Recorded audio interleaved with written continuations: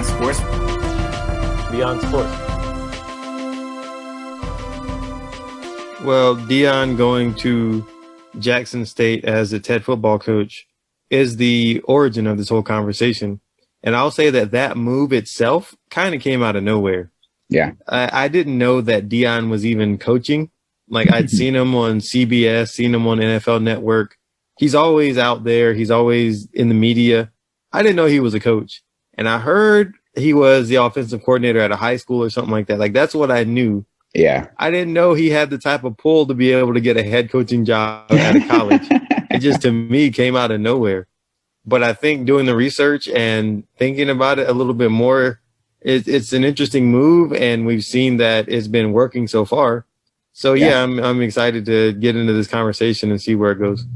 Yeah, and I was just kind of like you too. I was like, okay, well, I remember when the discussion started, and I think I remember hearing it somewhere. It's like Jackson State's looking for a new coach, and his son, I think, had recently transferred to that university or something like that, or something. And they're like, yeah, even though his son's there, Deion won't be the head coach at Jackson State. They've already talked about it. It's not happening. And then out of nowhere, he just kind of popped up and became the head coach. And it's like, all right, so Deion's coaching college football now, you know? Mm-hmm.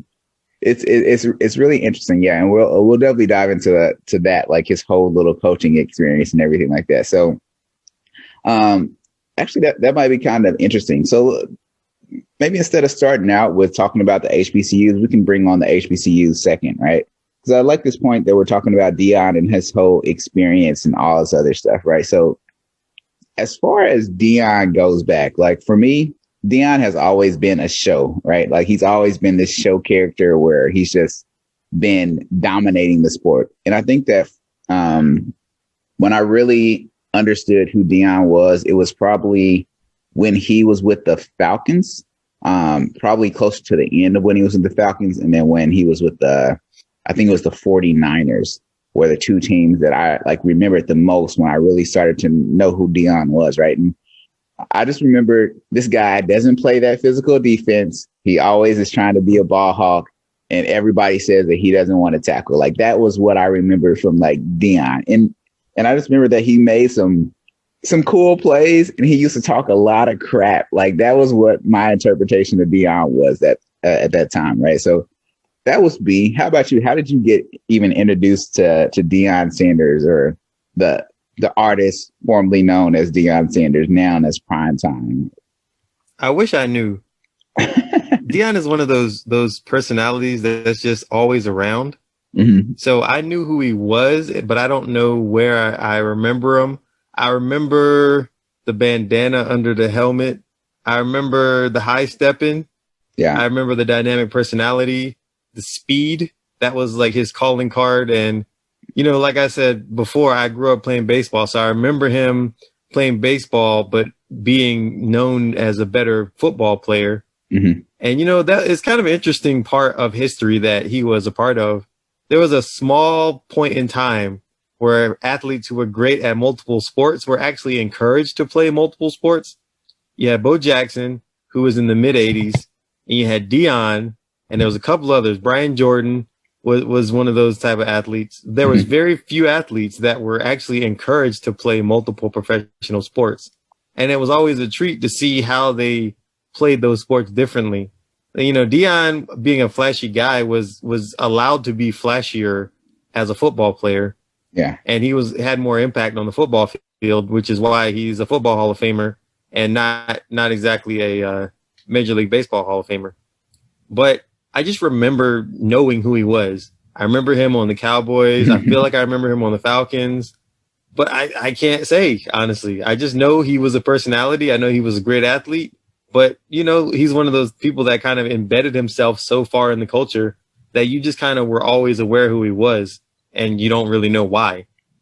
Yeah, it's really interesting. I know it's kind of a side conversation, and I'm always fine with the side conversations because they always lead to intriguing things.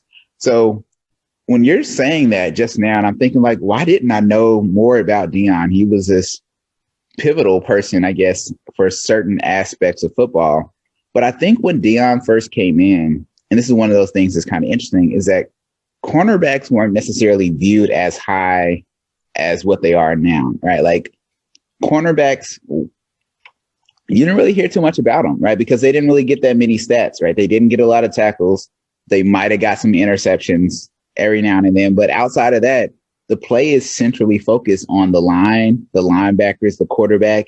And that's a lot of the people that you knew, right? Like Troy Aikmans, the Lawrence Taylors, all those guys, the Reggie Whites that were like right on the line.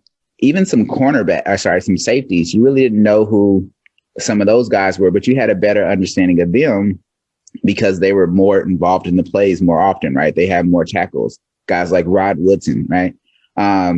But the cornerback position was not really highlighted. And I think that that's one of the things that Deion tried to do, right? He tried to highlight that position by bringing all this energy and stuff to it.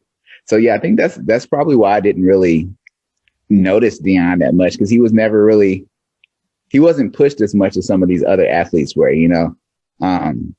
So I do think that that's kind of interesting. But Deion was bound to try to change that mentality. And I thought that was actually one of the things that I found while researching, is that he always kept trying to push to get more, to make more, to put light, I guess, on who he is and show that he has a lot of value. And that's one of the things that Deion does. And I think that that's going to be something that we probably come back to in this conversation, especially with talking about the future of HBCUs as well, right? So, yeah, and let's be real, he was really good at promoting himself. It's interesting how you say that cornerbacks weren't promoted, but from the time he was basically in college, he was promoting himself, you know? Mm-hmm. He had the primetime nickname. He had the Neon Deion nickname. He loved doing press conferences and being in the media. He was just that guy, and people knew him from when he was in college. So when he became a pro, he had already built himself into a brand. So, you know, whatever you want to say about him, he liked being famous. He liked getting attention. And he did everything he could to continue that. And it worked out. I mean, he had a couple of albums. I remember, like I mentioned, the Must Be the Money song. I remember that. I don't know. Yeah. Why do we remember that? Why do we both? That makes no sense that we would both remember that. But that's kind of a thing that people who are really good at getting their image out, and they understand that you make money by being well known and by getting attention. And he figured that out, and he did that. So, you know, it helps because he's already an established brand within himself. So whatever he does will draw attention. Exactly. He always made himself relevant, right? Or whatever he was doing relevant. He was never outside of the media. But again, like at that time, I didn't really know college athletics to that. When did Deion come to the NFL? Do you remember, by the way? 89, maybe? 89. So, yeah. So I was like 5 years old. So I didn't really have too much of an understanding of football until like about like 6.5, 7, something like that, right? Where I started like following the game a little bit more. But kind of going along that same type of point, right? I remember when Deion, I think he was leaving the 49ers and they were trying to see where he was going to go next. And there was like this kind of like bidding war, like where's Deion going to go? Where's Deion going to go? What's going to happen, right? And then he ended up finding the perfect fitting, right, with the Dallas Cowboys. And I think they made him the highest paid defensive player in the league at that time. So the highest paid defensive player. So it's kind of interesting. Like we were talking about, he tried to set the market for DBs, showing that they were important. He also tried to play wide receiver, did returns as well. So he tried to be involved in every aspect of the game. And a lot of those guys that are making money now from the cornerback position probably should thank Deion for some of the things that he did to kind of like bring attention to that position and value as well. So he's always about pushing the envelope, especially with pay and trying to like set himself apart. I was reading one of the other things that I thought was interesting as well. You remember he used to work on like NFL Today or whatever? Yeah. So I used to watch NFL Today, and I think he got replaced by Shannon Sharp or whatever. Yeah. But the reason why he got replaced is because they tried to give him like a 30% raise when his contract was over. But instead, he wanted $2.5 million as his like salary for the year, which I guess they just didn't want. Like it would have been like one of the higher ones, I guess, or something like that. So he Do you have any idea what he was making before? No, that's what I wanted. I was trying to find out that part, but that was the thing. I bet it was probably like It probably wasn't anything, honestly. NFL Today was probably like what 2005, something like that. 2014, something like that. So he was probably making, I don't know, 325 million a year, 350, something like that. I imagine they wouldn't make that much. Maybe we can look into that as well. But he kept trying to push, and that didn't end up happening. So he ended up doing other things, right? So I think that kind of goes with the storyline of who he is and where he tries to take things. So I don't know. I just thought that was kind of interesting about Deion. Any thoughts on him always trying to be a part of the spotlight or the storylines? Like I just see like endless examples of this stuff. By the way, yeah, you were talking about how he wanted more money, and I think part of it was because he had done a few different segments. He had his own dedicated segments on that show, right? I think because I read the similar report, maybe it was the same one that you read, and I know they were talking about his Sanders Claus character and some other things that he did. Oh, and, you know, it goes to show how he values versatility. He valued versatility as an athlete. Like you said, playing multiple positions, kick returning, punt returning, cornerback, wide receiver. So he was a very versatile athlete, you know, and that's just in one sport. He also played baseball, and he played pretty much every outfield position. So he's a very versatile person. So I imagine, you know, he values versatility probably because he just likes to be doing stuff, you know, and he likes to be able to do multiple things. And I imagine if you're doing multiple things and you feel like you're contributing a lot, you do want to get paid a lot. So I could see why he'd want to get paid a lot of money, because he could do so many things and bring that versatility to a team in the same way that he could bring that to a studio show when it comes to football analysis or just entertainment in general. So I do think that's, you know, kind of part of his personality, that versatility, but wanting to be rewarded for bringing those multiple facets to the table. Yeah, he's like you said, he just brings so much, and I think that like you were saying, he just always is trying to do something. He's always trying to push out something new, and it is actually interesting because if you think about him, he's had a lot of stuff that might have went okay, some of it might not have went okay, but he just keeps pushing, right? Like you were talking about that thing, the Deion clause or whatever thing or whatever. He also has like endorsements from basically most fast food chains that you could think about, or most like national brands like Pepsi and stuff right there. So he's very good at marketing himself. He also built a high school, or he helped out with a high school like Prime Academy or whatever. Yeah, Prime, yeah. And then he also has some other foundation as well, where it's with I think it's like True Foundation, it's in like Memphis, Tennessee, and in like Florida or something like that, where he basically is trying to help out youth with sports and academics and stuff like that as well. So he's doing that. Prime Academy didn't end up working out for various reasons. I think I remember hearing that when that was happening or whatever. But he's always had this sense of giving back. He also did the Under Armour game, I guess, as well. He was a coach for that for a bunch of years. So he is actually very in the realm of high school athletics, right? And working with youth and trying to project them to the next level. And it seems like he's always trying to give back. So now I'm thinking about it, maybe it was a little bit more of a natural progression for him, right? I saw that he was offered NFL coaching positions at some point, not necessarily head coach, right? But assistant coaches and stuff like that. So again, people probably knew he could coach. He went to Texas. What was it? Texas Catholic, Texas Christian, or what was it? Trinity Christian? Yeah, Trinity Christian in Texas, right? And he was basically the offensive coordinator there, where his sons were playing. That team was really good and everything. So he has the pedigree to coach. He has the influence with the youth. And I think that was a natural progression to kind of like get him towards HBCUs and Jackson State. And it probably helped that his son was going to be going there to try to play quarterback. Right. So, yeah. So, overall, right, like understanding Deion from that standpoint, I think that was an interesting thing that I saw with researching this. Like, he was more of a natural fit for this position than I thought he was initially.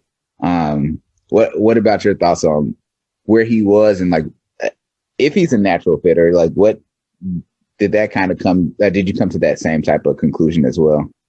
No, like I said earlier, I didn't get it. It didn't make sense to me. it seemed really out of the blue. Like I said, I had heard that he was coaching at the high school level, but it was only kind of like in passing where they say, hey, Deion's coaching. He's the offensive coordinator or something. I'm like, okay, cool for Deion. I didn't think that that was something he was going to try to build on and get a higher level, because a lot of people coach because their kids are playing. Yeah. They do it for the enjoyment, but they're not necessarily looking to make a career out of it, or a second or third career for Deion. But he actually had ambitions in coaching.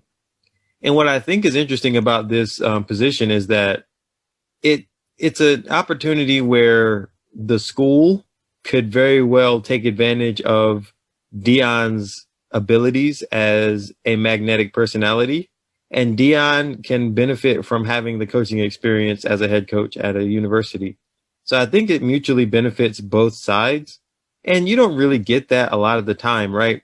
Sometimes you think maybe someone's being taken advantage of, but I looked and I thought about it, and it seems like a really good deal for both sides, because Deion's definitely going to be able to recruit.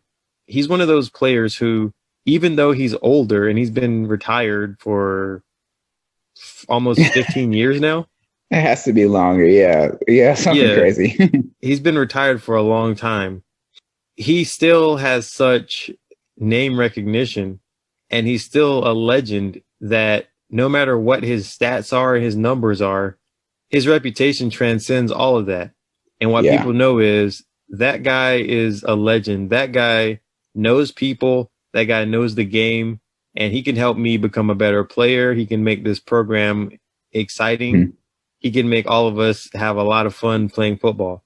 So I think all those things are at play. And when it comes to Deion choosing this position, who knows how many head coaching jobs he could have had. Maybe this was his only opportunity. I don't know.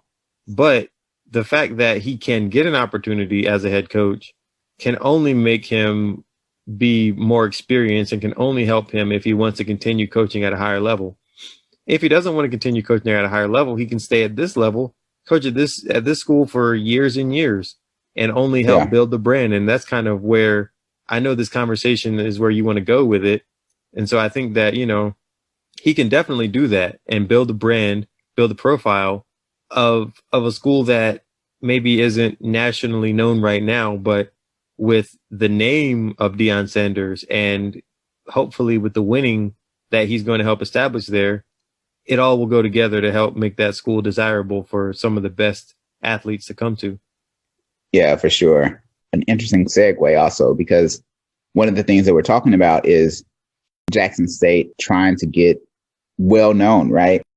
When you think about it, all these colleges, right, are still, right, they're still businesses at the end of the day, right? Like when you're talking about Jackson State, when you're talking about FAMU, when you're talking about whoever, TCU, Gonzaga, Loyola Chicago, right? They're all businesses because they have to make sure that they make money. I think that that's where it kind of goes to, right? And one of the things that I wanted to look at was what happened to these HBCUs, right? We all know that integration played a key part, but what were these HBCUs before this, right? So I'll jump in and just talk a little bit about some of the HBCUs, kind of like how they came about, or from my research. And you can jump in at any point and just tell me if you heard something like this or any type of thoughts, right? HBCUs, I didn't even know how a lot of these HBCUs got started. Did you get to look into that, by the way? Yeah, I looked into some of it. One of the things that I found out, right, was that a lot of the HBCUs that we know now arise like not too far after, or started rising not too far after the Civil War. Did you know that beforehand too? I didn't necessarily link it completely, but yes, it makes a lot of sense. Yeah, it does, right? And I think that's the cool thing about, like I said, this show, like Beyond Sports, right? It's not necessarily just sports related, but we talk about things like this, right? Like the ending of Civil War. How did that affect Deion Sanders becoming the Jackson State coach, right? What's his name? His son's name, Chandler? Shador, I think. Shador? I'm not sure how to pronounce it, but yeah. I think Shador. Shador. Okay. So Shador being the quarterback of the future, right? But yeah, so I guess back in the Civil War, right, when the abolition of slavery happened, right, there was a lot of different people that were tasked with trying to provide services for African Americans at that time, right? So one of the biggest ones, right, was basically Oliver Howard was this guy's name, right? And Oliver Howard was basically a major general, I guess, in the army, right? And his thing was he was he was called like the Christian general, I guess, or something like that, because he was very religious. And one of the things that he did was he was a part of the Freeman Bureau, right? And the Freeman Bureau was an association that was around that basically established schools, established educational programs that helped a lot of African Americans get basic things like marriage certificates, right? Show them how to read and write, all these different types of things. It was one of the things that the Bureau did. Combining that Bureau with the American Missionary Association, probably, they basically kind of went around. They created 11 of the HBCUs that we know now at this day, right? And they basically did that to provide, again, these places where African Americans could learn, where they could teach each other, right? Because there was no integration at that part, right? There was just basically this freedom of slaves, right? So this was a huge impact. And I didn't realize that all these HBCUs started from like a religious base, which was actually really interesting to me. So like, did you know that they had such a strong like religious backing with the HBCUs, just even from the start? No, I did not. Yeah, same type of thing. And I was actually surprised because my interpretation of HBCUs was like, okay, cool. Like they were these universities that people made so that they could teach their fellow like people, I guess, in a sense. But a lot of it was established as a way of kind of doing religious service. So say, for example, Clark Atlanta was one of those places that I think it was initially Atlanta University. And it was just basically two, Atlanta and Clark. Yeah, it was Atlanta and Clark, right? And they basically had Atlanta University. And what happened with Atlanta University is that it was actually, so that one was started by AMA, and they basically helped out. They basically shipped out something, shipped out like a kind of like a box type thing for them to actually like have like the school in, I guess, or whatever. Mm. And it just kind of helped establish that school. And that school wasn't necessarily just a college. It wasn't just an elementary school or middle school. They actually had students from all ages in this school. So it wasn't necessarily just the college that we think of today. It was basically for everyone. And at that time, it makes sense. You didn't have all these businesses, right? You didn't have all these teachers. So everybody just kind of taught each other, right? And that kind of established and kept spreading out. And then there was a couple others that were made. Those just kept kind of expanding, you know? And I thought that was actually really interesting that there was this religious backing behind it that kind of started it. And I think because of that religious backing, it allowed these universities to kind of push past some of the segregation or some of the racial part of things that were going on. And I thought that was actually really interesting because I was wondering, like, how are these universities still existing? Like, they were so fragile at that point in time. Like, if something could have happened, if someone would have came and burnt it down, if someone would have did all these different things, you know, it could have like stopped it at the growth. Especially at that time, it seemed like something that was definitely very viable, right? So I think that their association with these programs, that the multi-ethnicities in them, were allowed to kind of help that establishment grow. And I thought that was, like I said, I thought that was really cool. And then I think, last point I want to add about that, I didn't realize also, I don't know why, it's probably just because I didn't pay attention in history class as much as I should have. Like, the South didn't have free education for anyone until like 1865. Like, that's less than 200 years ago, which is kind of crazy. So them establishing this and establishing it for African Americans at that time, like right in 1865 as well, was a really huge thing, you know. So yeah, I think that this is just kind of basic kind of education theory in a sense, and kind of how education systems work. But the purpose of a university is to prepare professional people for whatever jobs are most needed in that community, right?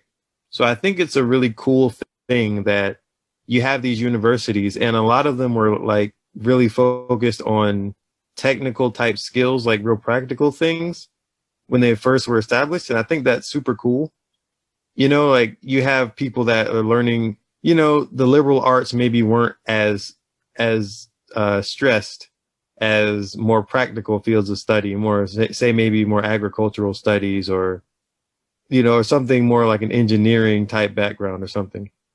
And I think that's really cool, because when you have an entire group of people that just got free and they don't know where to start, basically, to have the universities that aren't just saying, hey, you should study English literature, right? Like that doesn't help a person who just came out of bondage.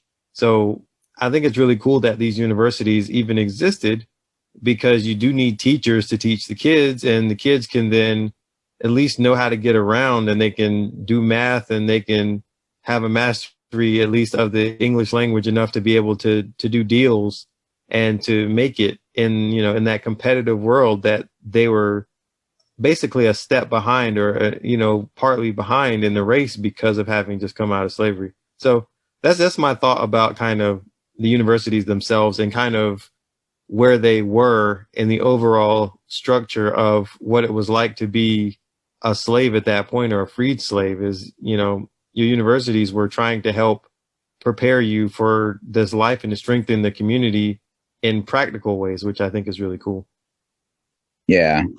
I think for me, like you were saying, it's difficult, not difficult, but it's different trying to think back and look and say, well, at this time when people were just now getting free, how is this whole thing, right? Because like, we don't know what's going on, you know what I mean? It's just kind of like, what does this mean? You know what I mean? Like, I don't know. Like, I don't know how to read. I don't know any of this stuff, So it was a huge step with the promotion of this education part. These teachers just teaching people the basics, and then thinking, hey, well, we need to keep going further than this. So I thought that was actually really cool.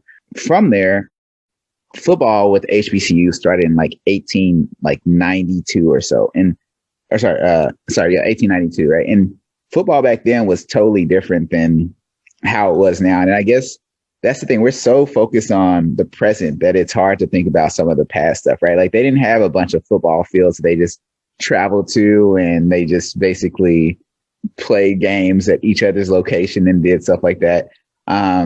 Football, I guess what I read was kind of a little bit more associated with kind of like Negro League baseball in a sense, where they were kind of traveling teams to start out with. And they traveled to like these different communities, and like they said, people that had moved away from these areas. So they traveled to places like New York, Chicago, blah, blah, blah, whatever. Right. And they played these games, these different universities, which was another one of those interesting things for me as well, because I didn't know this either. And like I said, going from that part, right, these universities, because they got recognition, because they were able to be seen, because there was places that Black people needed to go to school at, right, they were one of those places that could provide that service, right? So every Black person that wanted to go to school, right, basically went to an HBCU. And that was kind of interesting because it offered them not only the academic people that were coming, but it also offered the athletic aspect of that as well, right? And one of the things that universities did was they said, well, if we're going to be competitive, if we're going to offer our students the best educational experience, the best college experience, then we need to mimic some of these other schools, right? And that's one of the reasons that these programs, sports athletic programs, came out for these different types of universities. So yeah, and at that time, there was no such thing as a historically Black college or university. It was just more like, this is a Black college or a Negro college or whatever you wanted to call it, right? Yeah. Like, that was kind of their only option if they wanted to go to university of any kind or college of any kind. So it actually wasn't a difficult decision, I don't think. Like, maybe today that everyone applies to college can think, I can go to any college and I have a dream school, a safety school, a backup school, whatever.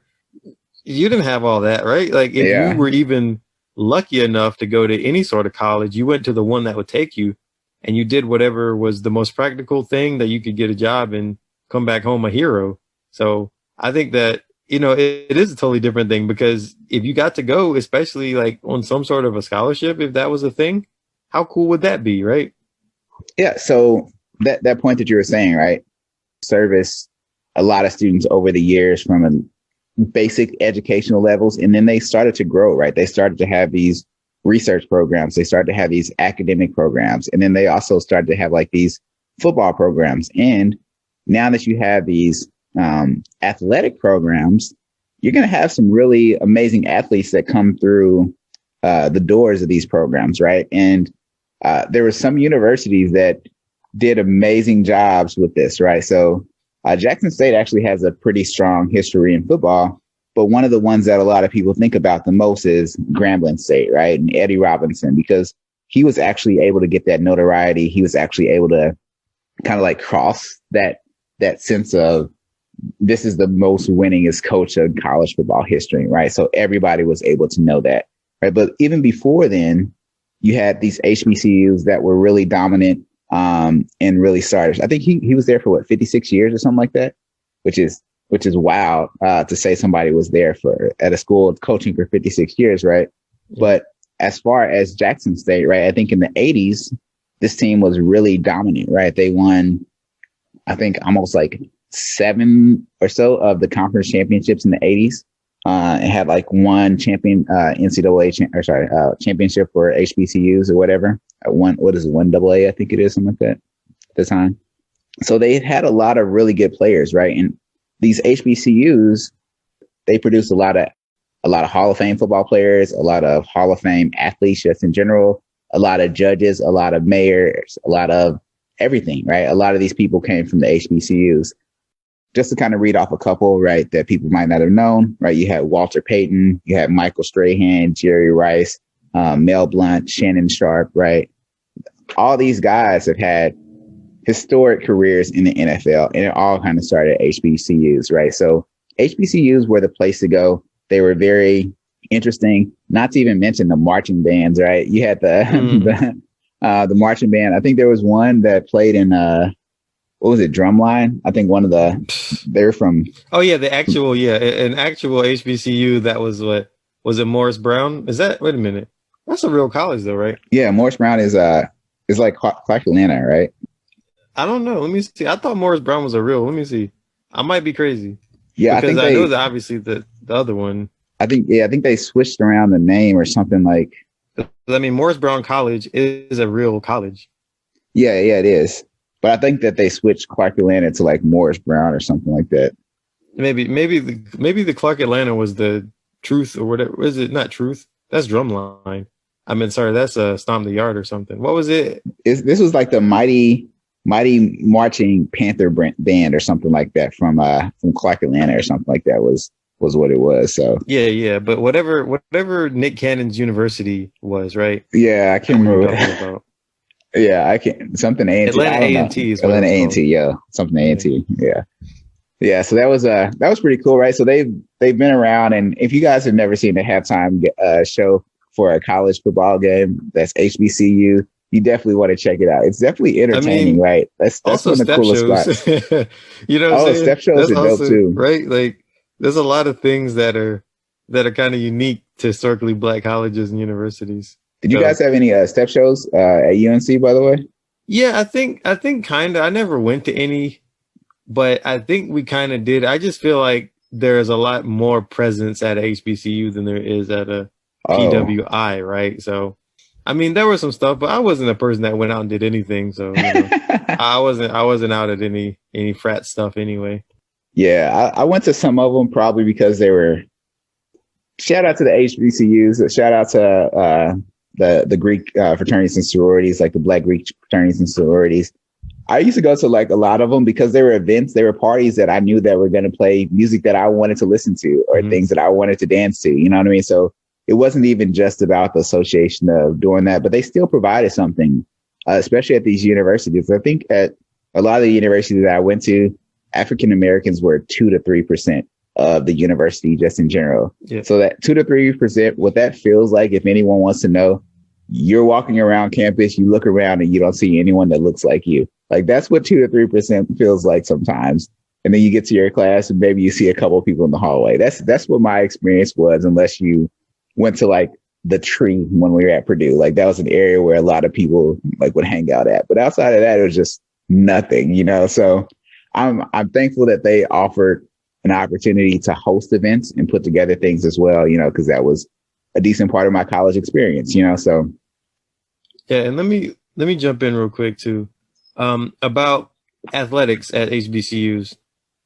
I didn't know really, I didn't think about it consciously until I, kind of was reading about this and doing research about this.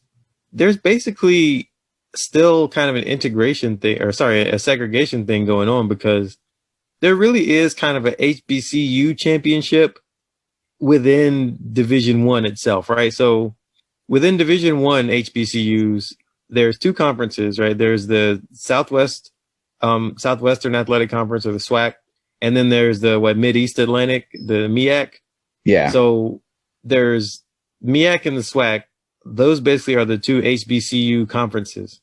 And there are other HBCUs that are in other conferences, but it's very few of them compared to what's in the SWAC and the MEAC.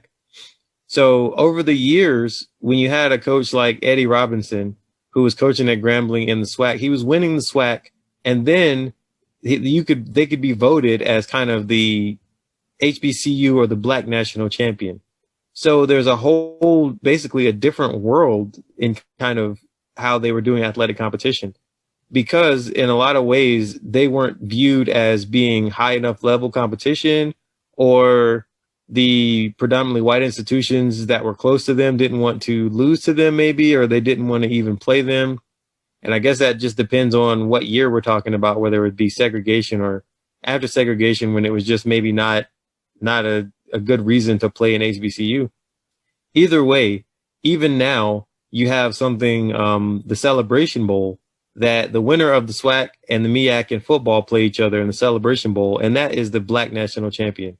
So don't think that there's some sort of difference basically now in the year we're in 2021, as opposed to what it was maybe 50, 60 years ago, because we still kind of have that division of Black athletics, which aren't allowed. Maybe not, I shouldn't say aren't allowed, but they don't compete in the FBS, the football bowl subdivision, right? They're competing in the FCS. And so you get that. And then you have their own kind of Black National Champion within its own, it has its own little sphere. So it's just an interesting thing that I never thought about. And the reason why, say, Eddie Robinson at Grambling would be so revered is because he's winning these Black National Championships, right? He's winning the games in that particular sphere that makes him famous. And I never considered it like that, because you just know who these people are, but you don't necessarily think about the underlying circumstances that bring all that about. Yeah, for sure. And I think that kind of like adding on to that point, right? There was a game that was played between, I don't know if you saw that. It was a game that was played between like FAMU and Miami Hurricanes, right? And I think this was in like the 60s, like late 60s, early 70s, something like that, right? 79, was it? 79. Was it 79? Okay. 79. Okay, cool. So one of the things is that, as we were talking before, a lot of these HBCUs had all the talent, right? All the African-American students went to these universities. And then once integration hit, right, now it switched it up, right? Now these other top universities could say, hey, we like football also. we have a spot for you on our team. And not necessarily at that same type of pace, but gradually a lot of the top athletes that went to HBCUs ended up going to these bigger universities, right? And HBCUs basically lost out on a lot of their talent, right? And a lot of the things that made them stick out for some students, right? And that definitely impacted these universities as well. And then the game that we were talking about is like FAMU versus Miami, and FAMU ended up being dominant the previous 2 years, won the championship that Jeremy was just talking about.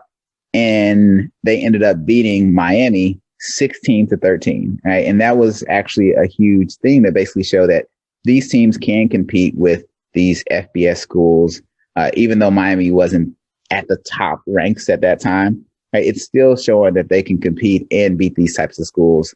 And I think that was one of the big takeaways from that situation, so. Yeah. And this was before Miami was really good, because this was Howard Snellenberger had just taken over a few years before that, I think. And so Miami won a championship in 83, I think, for the first time, or I think so. Yeah. But I think that they hadn't, Miami hadn't become Miami. So FAMU actually was probably better anyway, because like you said, they'd won 2 straight national championships. And so they were probably the better team. And Howard Snellenberger just passed away too. So, rest in peace to Howard Snellenberger. That's kind of interesting that you sent me that article. And I was like, wow, he just passed, I think, today or yesterday. Yeah, yesterday, I think it was. So, yeah, anyway, it's kind of, they were better. And you just pointed to kind of a big reason why HBCUs were in the decline based on integration, really. So the reason why integration is so appealing is because Black people wanted to feel that they were socially accepted and socially a part of the country that they helped build. I mean, help build is kind of an understatement, that they were instrumental and vital into building, they were a large reason why the country became what it was. And they really wanted that social acceptance. So integration gave them the opportunity to be socially accepted. And so they wanted to just be a part of the same institutions.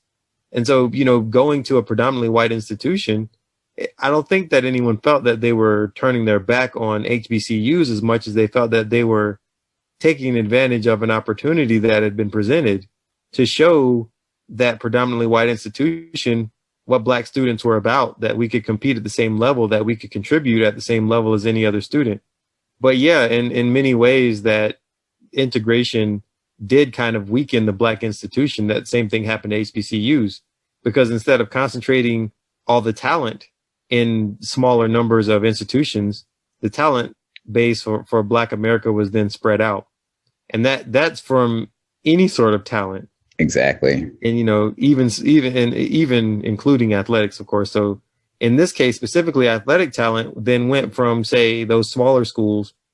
So you had your Shannon Sharp now, who didn't go to Savannah State. He now went to Miami, or he now went to University of Georgia or something, because the recruiting base and the funding and the money was so much better coming from those predominantly white institutions that they could make those recruiting trips and they could sell you the idea of playing at a much higher level, to be on TV.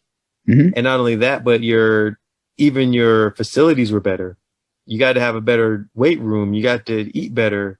Anything that historically Black college had, a predominantly white college could have 2 times, or they could have even 5 better. times, 5 times. So with all that going on, just the idea of now being able to go to those institutions without really having any sort of backlash, I think it appealed greatly to people, and that's what happened. And so that integration did weaken the HBCUs, especially kind of in the national spotlight, because now you didn't have all the Hall of Famers coming from there, and we just watched the NBA All-Star game, and they did a huge segment basically on HBCUs, and it was all about HBCUs. And we had one active NBA player that actually went to an HBCU, and that's Robert Covington, which is just crazy to think, right? That with all the attention that we're trying to pay to him, there's only one alumnus from that. And he's the one shining example of a person that can make it pro in basketball, especially because the HBCU focus seemed to be football, seemed to have a lot more great football athletes than they did basketball athletes.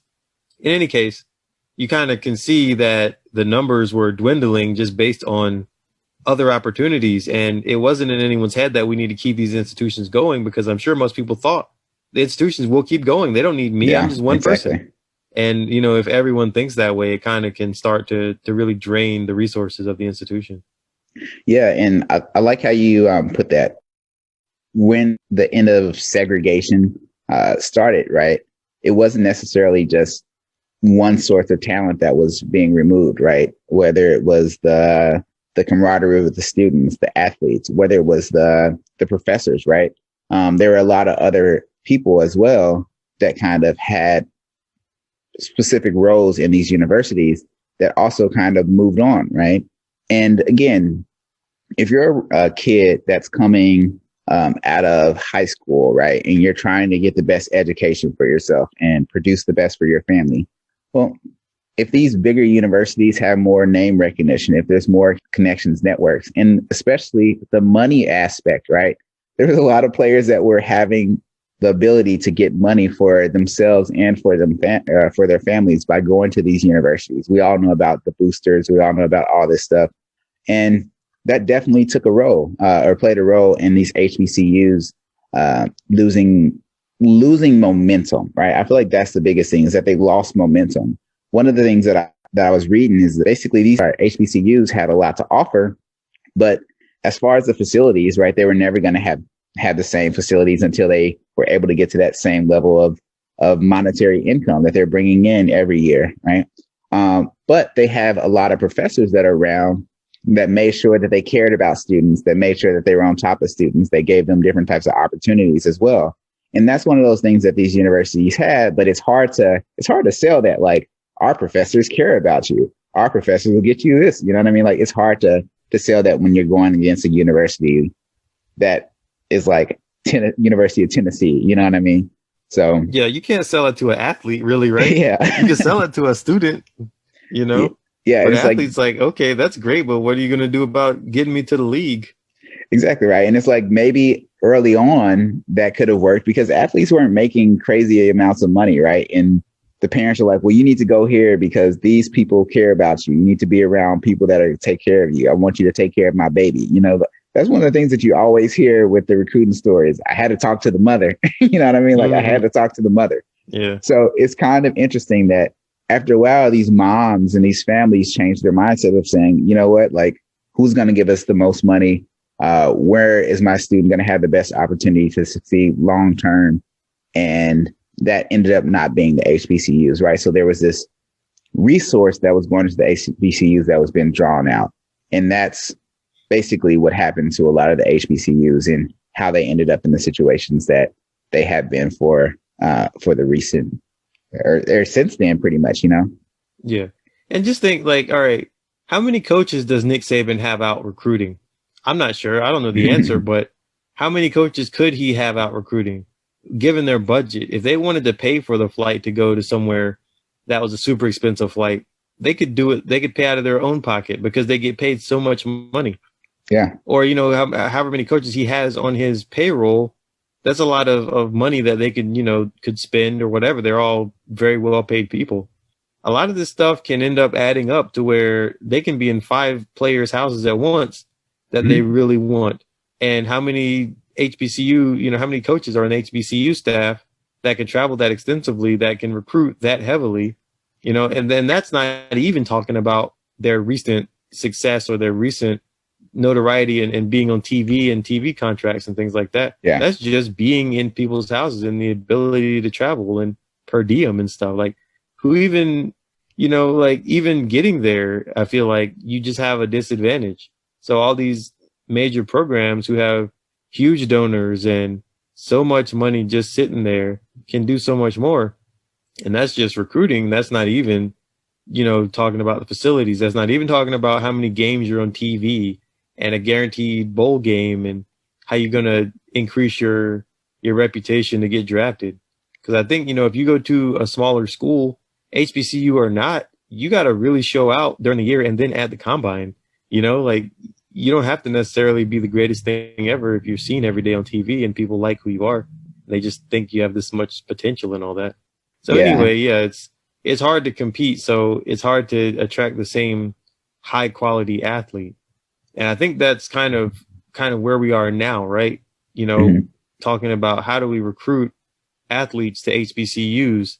And I think, a question you were asking, and I think that would be a good place to go right now is kind of, do we, how do we improve the profile? How do we increase the notoriety and bring back the glory to the HBCUs that used to have Hall of Famers in football and used to be well known for academics and sports? Like, how do we do that? And do we want to?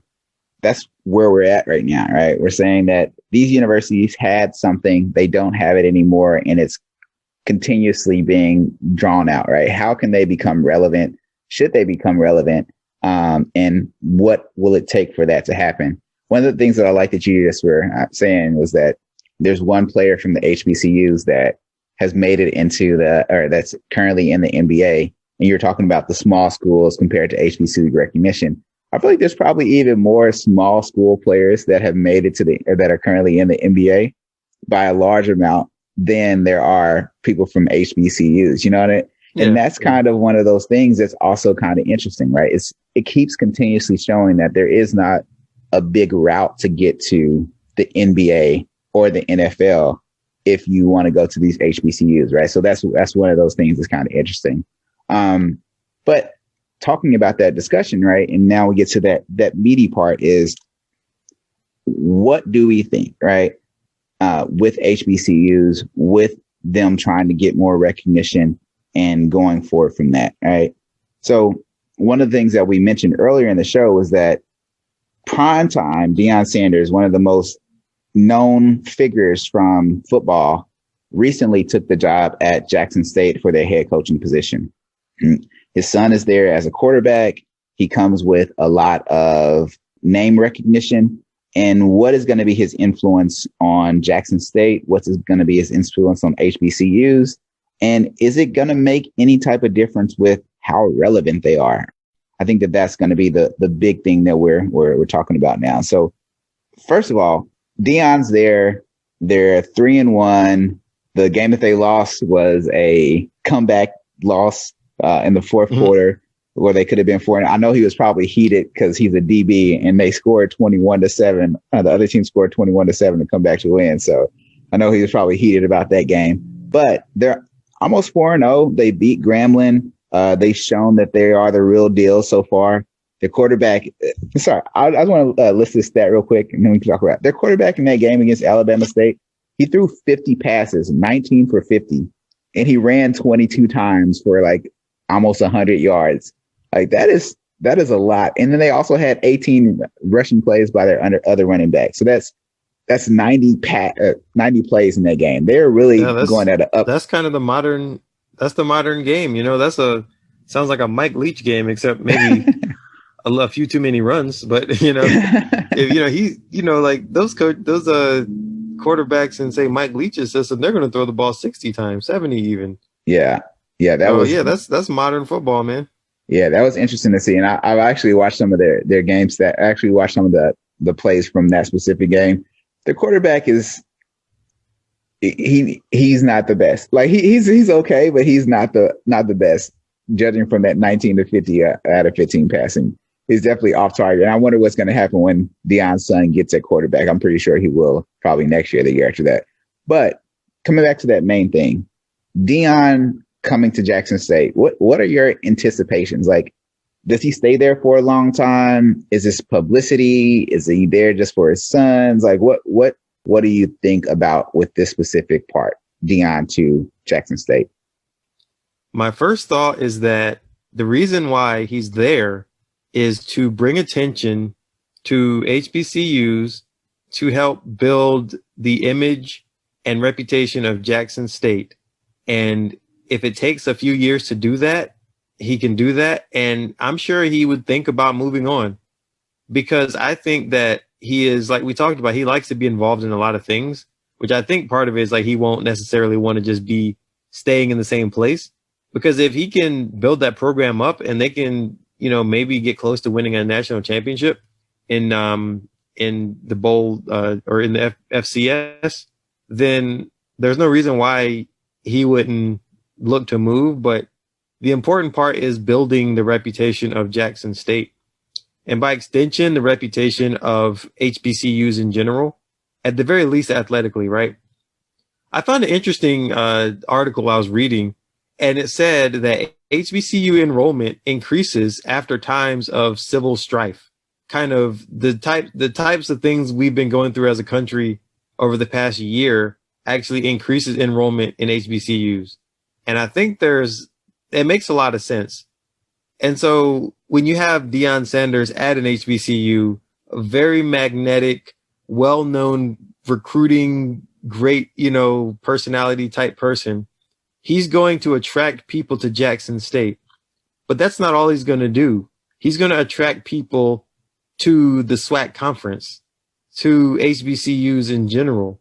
And if that happens, in addition to kind of the movement that media is to building up HBCU profile athletically also, I think that can be a really good tool to help these universities start to rebound kind of from some of the lows that they have been at in terms of funding. And we talked about the funding. Let me get into what I found for endowments. I found that the top 5 HBCUs, the number one endowment was Howard. I found this is probably old. I can't remember what year this is, but Howard, it said, was basically $700 million. And then Spelman College at $390 million was number 2. Whereas like for predominantly white institutions, Harvard had $37 billion, right? So 100 million to billion to tens of billions, that's almost a factor of 100 difference. Yale at 25 billion. So we're talking about lots of money. And these endowments, they're not spending the entirety of the endowment. They're kind of spending a certain percentage every year, right? But the fact being, the percentage you can spend of it, even if it's 5%, that's still a lot more money, 100 times more money in the case of Harvard or Yale as opposed to Howard or Spelman.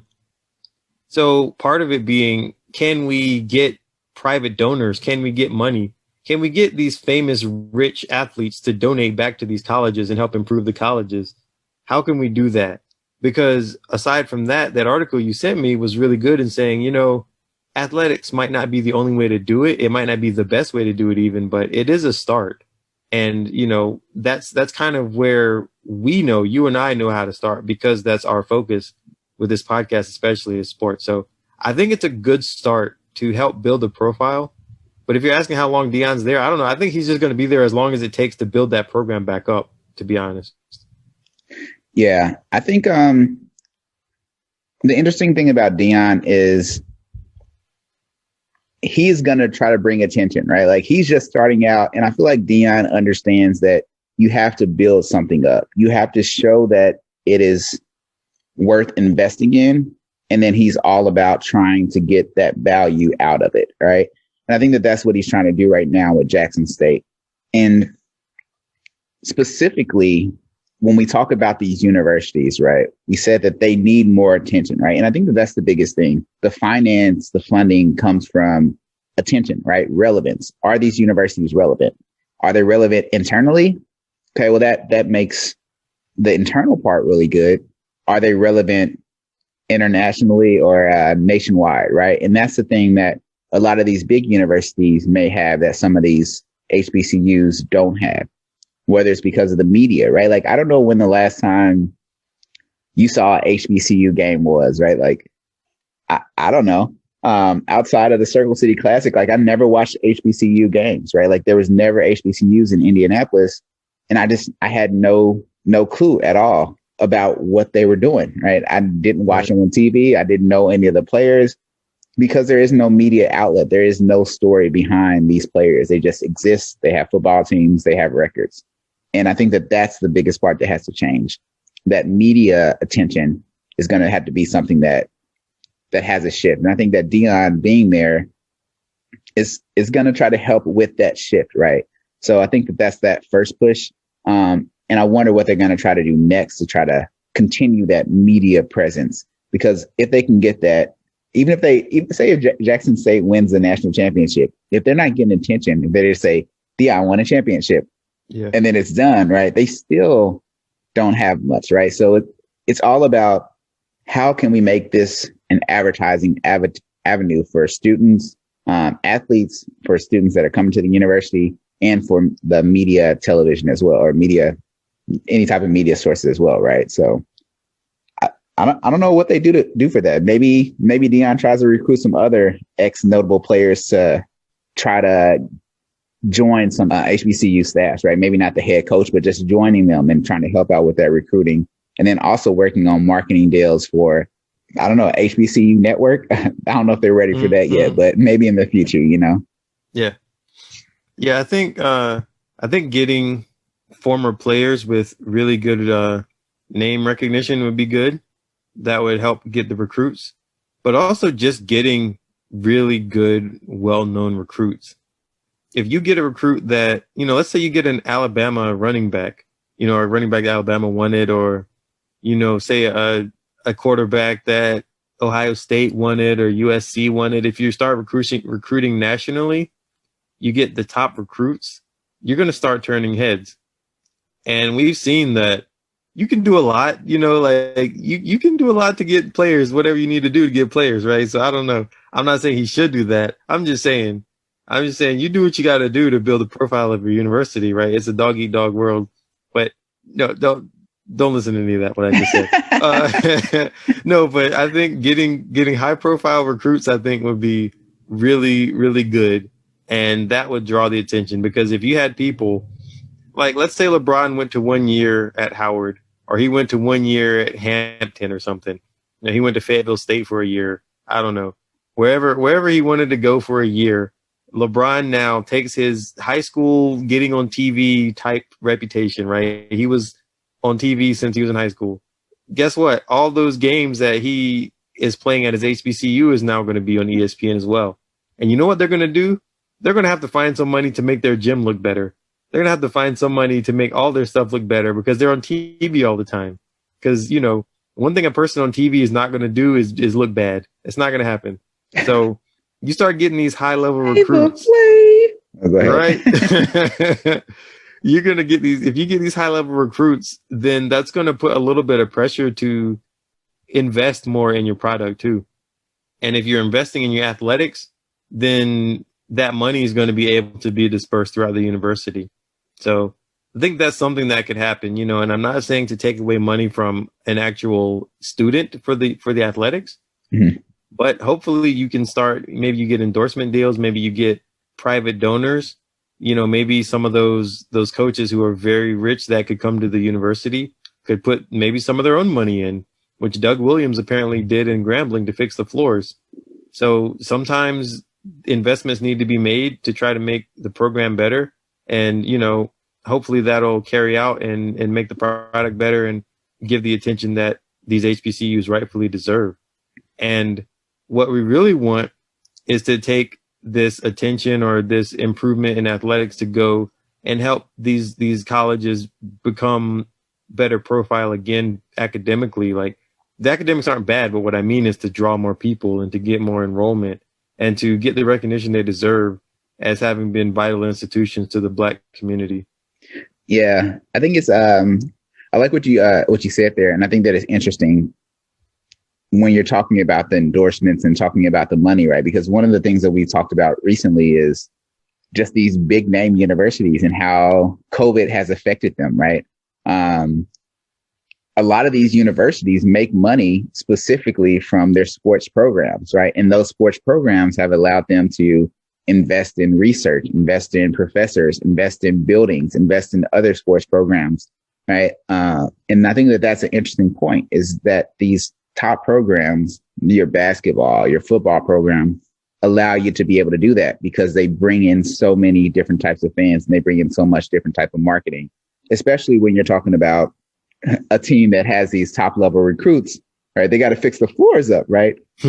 Well, I think that once they get those top level recruits, I think that that's actually a way to kind of help out the marketing. And I think that when you're talking about these universities, they really have to think about themselves as a business. Like, what can you sell as a business? And it's kind of sad in the sense, but the athletics is something that is sold. And I think that if they were to get a bunch of top recruits, right? Like, not just one top recruit, like they need multiple ones that are there and something that people want to come see. They want to see a show, right? They want to be entertained. And if you can make it one of the most entertaining things that's out there, then media will start coming, right? And then media will be like, hey, can we put our emblem on your floor? Can we advertise in front of your gym, right? And then that starts to help build on that product, right? So I think it's harder for football because for football recruits, nobody knows who the top recruit is. You know what I mean? A lot of times, like a lot of people in the regular public, like they don't know who top football recruits are. Even if there was a top 10 or the top 5, like most people wouldn't know. Basketball, right, is different, right? Basketball, I feel like a lot of people know those recruits because you always see their faces. You always hear stories about them. And say if you could get like a Duke incoming class at some HBCU for basketball, they would be watching that class for the whole season, like every single game that they played. Yeah, the Fab Five. Yeah. What if the Fab Five would have went to Howard, right? Like that would have been nuts, right? Like they would have been on TV nowadays it would have been on TV every single game, right? And that would have gave a lot of notoriety. And then maybe other players that they can continue the recruiting want to come there too, because they see that these guys are having a lot of fun. They're around an environment that they also enjoy, and they're getting drafted, right? And making money. If you can show that, then I think recruits will come. And I think that that's what Deion's trying to do, is trying to change around the narrative of a lot of these universities so that they can get to that place. Did you see that? So Jackson State was a Nike school. Did you see that Deion he endorses Under Armour? And so now Jackson State switched over to Under Armour, which is crazy to think that they changed their whole affiliation instead of him changing his affiliation, which I think is just crazy. But they got a new endorsement now, and he's an endorsed person. So when you talk about, we're talking about the endowments of schools, and part of those endowments go toward like these endowed positions. Yeah. And so, maybe the coach is getting paid not from the university directly or whatever, but, maybe he could get paid from some private donor, basically. And I feel like Jim Harbaugh might have a named coaching position, actually, where like, he's paid privately or something like that. Could be wrong, but I feel like his coaching position has a name to it. Oh, okay. Anyway, Deion could be, he's endorsed by Under Armour, right? So maybe that offsets some of the cost of paying him, or however much he wants to get paid or is getting paid. Because we talked about coaches' salaries. That's a huge competitive advantage to be able to pay a coach a lot of money, right? Because I was thinking about it. You could try to get a Fab Five at a HBCU, but are you going to be able to pay a coach the type of money that, a Michigan head coach is going to get paid, or Coach K, right? Like that matters, and like we talked about that in the staff for recruiting and stuff like that too. But you got to have that money, that type of money too. And odds are HBCU is not going to be able to do that right now. So is there a way that those costs can be offset? Is that, the media money or some sort of private donor? How are we going to get this done? Because that's huge. You have to find a way to attract elite talent coaching wise too. Yeah. And it's a public school, so we should be able to figure out what Deion's salary is. But a lot of these HBCUs are private. I feel like the majority are private, actually. And because you were talking about, there weren't public educations, and so a lot of them were founded as private institutions. So that makes me, wonder, what's his salary, and how can other coaches, be attracted to these schools without being able to pay them huge amounts of money?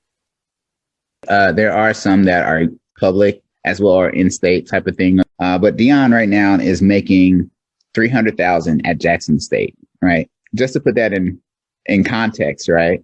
When he was with NFL Today, I looked that up. He was making $1 million a year, and then instead of that $1.3 million, he wanted $2.5 million. So that was his jump. He's like, I want what my value is. Yeah, yeah. So he was like, I want way more than what you're trying to give me, right? In that same context, right? Just this past year, if Jim Harbaugh would have won the Big Ten East Division outright, he would have made a $500,000 bonus. If he would have won the conference title, he would have won a $1 million bonus, right? So that's but you're not saying what his actual salary is, which is like $9 million or something crazy. Oh, so again, so his salary is like $4 million and up per year each year. You know what I mean? Okay. And that's pretty crazy still. So it's like when you're talking about why would a person come to this compared to another university, it's hard, right? Because we know that these big universities have the money. So I think that's the part where it says, well, what type of person is down to coach at a HBCU where they're not going to be making that much money? And it either has to be somebody that doesn't have much name recognition already, or that just has a bunch of money where they're not really worried about the money and they just want to have that social impact for a university, as well as the opportunity to coach and mentor young men as well. But this is an example kind of how screwed up our values have become in America, because that $300,000 coaching position is looked at as not being a well compensating position, right? It's crazy to think. And if you look at what the total compensation is, and maybe it has to do with endorsements and stuff, I'm pretty sure Nick Saban and Harbaugh were making $8 or $9 million. And what it has to do with like shoe deals and stuff, total compensation. I know they were making like a lot more than 4 million. I'll tell you that. So for sure. Yeah, it's like our values are kind of screwed up where, $300,000. Are you telling me you can't eat off of $300,000 a year? Nope, and I can't. We're not just wanting, right? We're not just wanting to get paid. We're wanting more. We're wanting, what do you want? I just want more, and that's kind of, that does take away from the ability of schools to attract the top coaches. Because when you get a coach that's willing to take $300,000 a year, either he's a coach who has not succeeded at the highest level, or he's on his way to a higher level, right? Yeah. Like, I'll take this $300,000 job because it's a lot of money, but if a larger school offers me $1 million, I'm taking it. Or, if you failed out maybe of the, and you have to settle for that job. So I think it's, it requires someone to have their values such that the money isn't the only thing, like you said. And I think that's nice that Deion would take the job getting paid $300,000, because he is probably in a position that he doesn't need to make $10 million a year to be comfortable. And I know coaching his son is an advantage. Coaching young people is an advantage to him. And that's really what we need, is people that are willing to basically sacrifice, which silly. It's just silly for me to say that, but to sacrifice money, right? $300,000 is them making a sacrifice, which is just silly to me. But either way, it's, they're sacrificing what they could be earning. And then after a while, I think things will kind of adjust, and either they get paid more or whatever happens. But I think it's going to require people understanding that you don't need to be the highest employee in the state as a basketball coach or as a football coach or something. You know what I mean? Like the whole compensation salary thing is out of whack anyway, I think. Yeah. And again, so just a side conversation off of that one, right? Like, why is it that coaches are getting paid this much money? Like that's my question to you. Like, if you think about why, so why is it that coaches are getting paid this ridiculous amount of money? I think because it's the football coaches, mostly, sometimes basketball coaches, but it's because the athletics are so valuable and they generate so much revenue that you can afford to give someone that much money, right? That's why a CEO gets paid stupid amounts of money, is because companies take in stupid amounts of money. Yeah. And to them, it's like, oh, we give a person 5%. That just so happens to be $20 million a year. So be it, right? Whatever. It's just like that. It's that the money is so good that they can afford to give away that much to a person, even though they don't need to, right?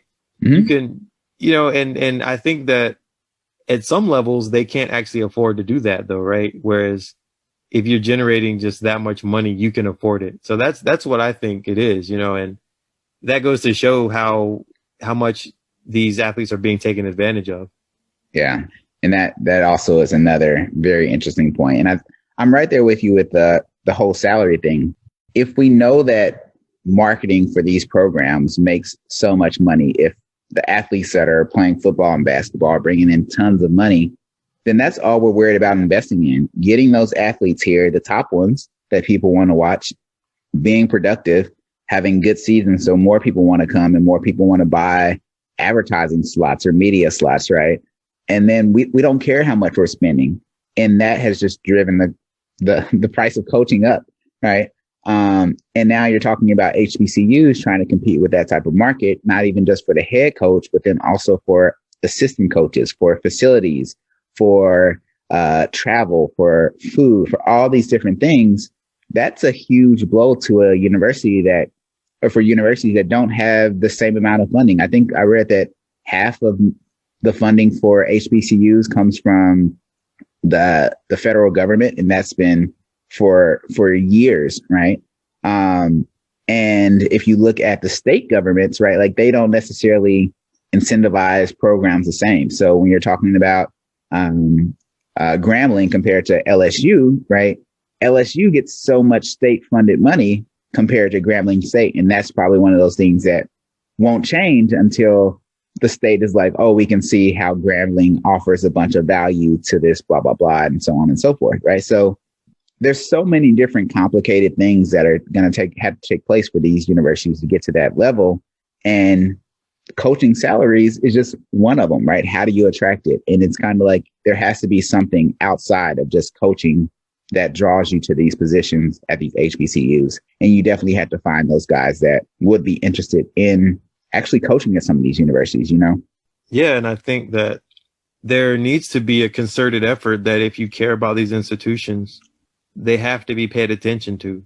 I think that when you don't know any better, you just go about your life. And we talked about it, right? Like people just, hey, I can go to Duke. I'll go to Duke. I can go to Purdue. I'll go to Purdue. But they didn't necessarily focus on the HBCUs in the area, maybe, and not realizing that if you don't go to them, if you don't use them and, you know, become a donor or whatever, then they could go away. And I think that's kind of partly what's going on here is the people that, you know, that they serve, Black people in America, if we don't refocus and think about it, then they could go away. And then we're going to be missing a large part of our history, you know? So I think that's kind of a part of the whole conversation that I think needs to come out of it. That's an awesome point, right? Is that we have to make sure that we think about our social impact as well. It's not necessarily what we can do for ourselves, but what we can do for others. And that has to be ingrained in people from an early age, you know what I mean? And then continue as they go along. And I feel like for Deion, that's one of the things that we consistently saw with him, right? He, for Katrina relief, he asked every professional athlete out of all 4 sports to donate $1,000, right? It's not a huge investment, but it's something that can kind of help people to get back on their feet and help different types of programs. He's tried to start up these schools, these academies, making sure that students have access to computers. He's always about how can we give back? And I think that that's one of the things is that he has that as a part of himself, right? And now he has to, maybe he tried to start a coalition of other guys that have had this type of thing and say, hey, listen, we have to get back, right? Now is a time where we have a lot of people, we have a lot of movement, as you said, a lot of young, or the enrollment in a lot of these HBCUs is increasing right now because of the different types of things that have been going on socially in this country. So again, I think that that's going to be one of those main things. So I don't know. It would be interesting. Could you imagine if some of these guys went back to their old universities? So if Jerry Rice went back to Mississippi Valley or Michael Strahan went back to Texas Southern, I think it was, like, could you imagine if they went back to these universities and tried to start coaching? Like that would be, that'd be very interesting. And I bet they could probably draw in some people, like to say that Jerry Rice is going to be your coach. All right, cool. Bet. Like it's something, right? It's something more than nothing, you know? And I think that's and Doug Williams did it already at Grambling State. Doug Williams, And Doug Williams is one of the most accomplished HBCU athletes because he won that Super Bowl, the first Black quarterback to win a Super Bowl. And he didn't have the easiest time at Grambling, but he did it. You know, he made that attempt to do exactly what Deion's doing. So the more people that do it, it's eventually going to become more normalized and easier. And these are kind of the beginnings of this whole process. And the cool thing about the Deion situation, which we didn't really highlight enough, is that he went to Florida State, right? Yeah. He didn't go to an HBCU, but I think he understood and currently understands what the impact of these universities can be.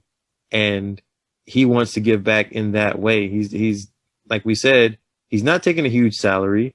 He's not, I don't know. I feel like he's just doing it in a way that shows that he's really there for the children, for the athletes, for the university. And I think it's really cool to know that you want to give back and to find a way to do that. Again, this is not his alma mater. He doesn't necessarily have an obligation to Jackson State, but you know, he's choosing to give back and he's choosing to do it in this way. Yeah, for sure. You're talking about Deion being at Florida State, and one of the coaches that he had there was Bobby Bowden, right? Which is a story coach for various reasons, right? One of the things about Bowden, though, is that he was one of those coaches that try to give young men chances. And I think that is awesome to have, right? If you have a coach and you see that he tries to mentor people that come, no matter what they look like or where they're from or what they're going through. A lot of people don't know, right? Randy Moss went there, right? He went there because he couldn't get into another university because of some issues in the past, whatever that was. You guys can go and look that up. But then he went to Florida State, ended up not being able to stay around because he got in trouble again, I guess. But this was the coach that influenced Deion. It's the coach that influenced Randy Moss. And I think that having coaches like that influence players, hopefully they pay it forward in the future. And I was going to say another guy from that Florida area that I would like to see as a coach would be Warren Sapp. I think Warren Sapp would be an awesome coach for HBCU. Like, he has that energy. He has that tenacity. He knows how to talk to players and get them motivated. And he's had like a successful history. And I think that he would probably get a lot of joy out of that. So maybe you can get some of these guys. Yeah, and right? I think he's a genuine tough guy. You know what I mean? Not in like any sort of a fighting kind of way, but it's not going to be easy, right? And I feel like he's one of those people that has a real fighting spirit. Yeah. That won't be overwhelmed by going into an adverse situation or seeing something and thinking it's too difficult. I feel like he's going to fight through that type of stuff with a smile. No. Yeah. Yeah. I feel like he likes that energy. He likes that type of aggression. Like, I like those type of coaches. So I'll give you guys a little side story. We can take this out if we need to, but my coach from high school was actually a running back for Grambling. And he was a beast. Like, this dude was like 5'10", maybe like 5'10 and a half. One thing I remember about him, Coach Turner, his calves were like milk crates, like upside, like if you turn them upside down, like that's what his calves look like. And this dude was just powerful. So he went to Grambling. I think he ran like a 4.340 or something like that back then. Just solid muscle. And he loved like knocking us around every time. He would just like play around with us like we're toys, because he was just like this strong older dude that had this history. And but just seeing how good of an athlete he was, it's like, man, like they had a lot of people, and I can see how the people that went to these universities, how they try to influence others. Because my coach tried to influence me, right? He always tried to keep me driven, and my other teammates. He always like talked to us about certain stuff, but he just had his mentality. He was just a tough-nosed dude that just talked a lot of crap and pushed people around. But it worked because we were able to connect with him, you know? And I think that that's what a lot of these young guys need. They need those types of influences that can help them out and push them forward. His coaching influence, though, is one of the things that helped make me the guy that I am, right? Like, I can still hear him talking about, like, give your effort, right? Like, make sure that you're out there. Like, he talks crap to me, and I like that, you know? So I think that, like you said, the biggest thing for these HBCUs, right? And I think that that's the final part that we're going to is, what do they need to do to become relevant? What do they need to do to get on par with these other universities, right? We talked about the coaching. We talked about the recruiting of top players. If you had a prediction of what's going to happen, what would that be? And how would it get there? Or what would you want to see? For HBCUs in general, or Jackson State? Or for HBCUs in general, right? Because I feel like Deion, like we said, he's going to be there for a little while, maybe gives a little bit of notoriety.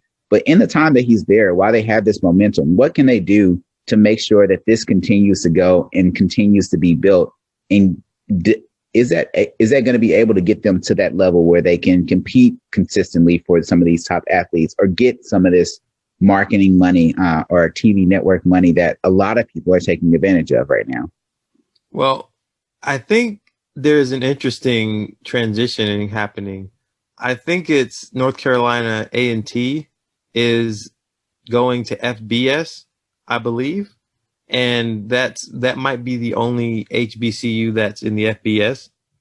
So that is, I think, kind of where it could also go, because once you start competing at the FBS level, then you have to start competing for those recruits.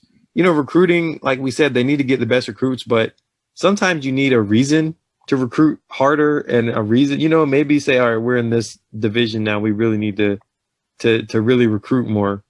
So that could be a reason, you know, if we start to get HBCUs not competing at the FBS level, and maybe they could all make that transition to FBS, because I don't know what the structural difference is or anything like that. But if they compete at the FBS level, maybe that'll help with recruiting and with TV money. But yeah, I think there is a path to where the universities can grow, and it might have to be through sports, which then enriches the university. And if you can keep the student profile the same, serve the same communities, but you start to get the better athletes, and then you can start to help build the university. And of course, that is, we talked a lot about exploitation. So, and after you sent me that article, I said the same thing. Like, they talked about the HBCUs kind of, were they going to exploit kids in the same way that the predominantly white institutions did or whatever, and we don't want the exploitation, but the way the system works now, you can generate revenue by having good athletes. So that's kind of one way to do it. If the NCAA were to change its structure as we hope, who knows? But right now, I think, getting the best athletes could help. So there is a path forward. And I don't know where it's going to go. I don't know how it's going to work, but I think there is a path forward. So I'll say that. Yeah, I think one of the things that we kind of talked about got towards is, like, who cares about HBCUs, right? And why do they care? Like, who really cares that they stay around? If no one cares, then what is it all about, right? And I think that that's the thing, is that someone has to care. Right. Someone has to see the value, and there's a lot of value at these universities.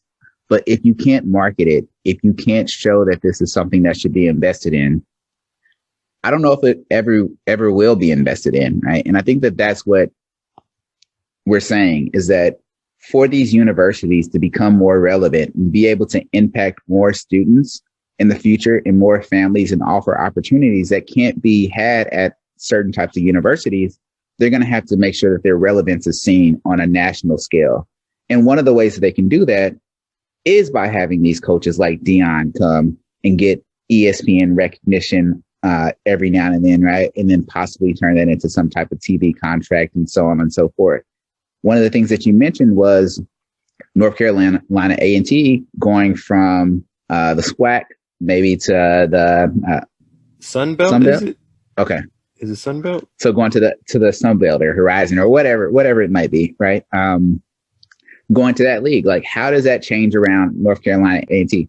Are they able to connect with all the other universities, right, in a sense, or is it going to feel like a different type of university? Are they going to still feel like this HBCU? Are they going to keep on these traditions, right? So there is a couple different things that are going to be there that we have to think about. But I think the biggest thing that these HBCUs are going to have to do is to preserve what they stand for, why they are important. And there has to be something that comes along to make people want to invest in them, whether it's their history, whether it's their current, whether it's their future. We have to try to do that. And shout out to Deion for taking that first step. Like Jeremy said a while ago, for him signing for $300,000, bringing the amount of attention that he has, making Under Armour the spokesperson or the sponsorship for the football team, right? All these little small things are showing the importance that he has, that he's bringing towards the universities. And if we can get that to go on and continue to talk about the excellence that's coming from these universities, maybe that kind of helps out with the overall swing. But it's definitely going to take that media attention or somebody noticing that these universities are important for a lot of different reasons. And maybe sports is the key. Like, even for a lot of these big universities, we don't think about their academic programs all the time, right? We think about their sports programs because we're reminded about it every single week, every single month. We're reminded about how their sports are. We're not reminded about their journal articles that came out, right? And that's one of the things. So I think it's going to be interesting to see how HBCUs market themselves as interesting on a national scale. And I'm not sure what it is to do that or what it's going to take to do that, but I'm excited to see what happens. So I agree. Well, like I said, outside of that, any other thoughts about these HBCUs, about their future, about Deion, about Jackson State? No, I think that as you were talking, And you're like, who cares about these institutions and why should we care and all that stuff? And it made me think, these institutions were established to help freed slaves, to help Black people throughout the course of United States history to become as good as they could be and create a stronger Black community. In no way are athletics required for that, right? So I think, partly academics are really important and are, I think, the way that they should be. And that's the perspective that things should be in, is academics are more important than athletics. But I do think what we're talking about is basically how can we use athletics to help the university at large. So I think that's just something to keep in perspective, that athletics are not necessary at all in order for these universities to have great academic reputations. However, if you can use athletics to help create stronger universities, then we're all for that. So that's kind of how I want to frame the conversation at the end of it, just so that we can have perspective and know that not every university needs to have the number one basketball team or number one football team, but every university does need to try to be the number one academic institution. So I'm all for making academics better and making sure that the academics are great through taking advantage of what we can do athletically. Yeah, and I think that's a perfect way to kind of say it, right? The academics is the main thing. And as a business, you want to stay as competitive as possible. And if you want to keep up with these other businesses, these other universities that are able to recruit, that are able to get a lot of this networking money, then you're going to have to make sure that you get that resource as well. Because if not, you're going to continuously get put at the back time and time again. And it's going to be harder and harder to catch up with these universities. And since I want to see the HBCUs stay around, even if it's still marketing their bands or their drum lines, like having a competition of that every year that's televised on something, like there has to be something that they have that's specific to themselves that they can really market and show off. Because in today's world, marketing is money, and entertainment is money. And luckily, the HBCUs and the SWAC conference has one of the best self-marketers that is out there. And hopefully he can kind of help with them getting a plan together with how they can market and become more relevant on a national scale, because I think that's going to be the limiting step for a lot of these HBCUs. They're always going to be around at some level, but we want to make sure that they continue to stay around and have a meaningful role in the communities that they initially were set up to serve. So, right. Cool.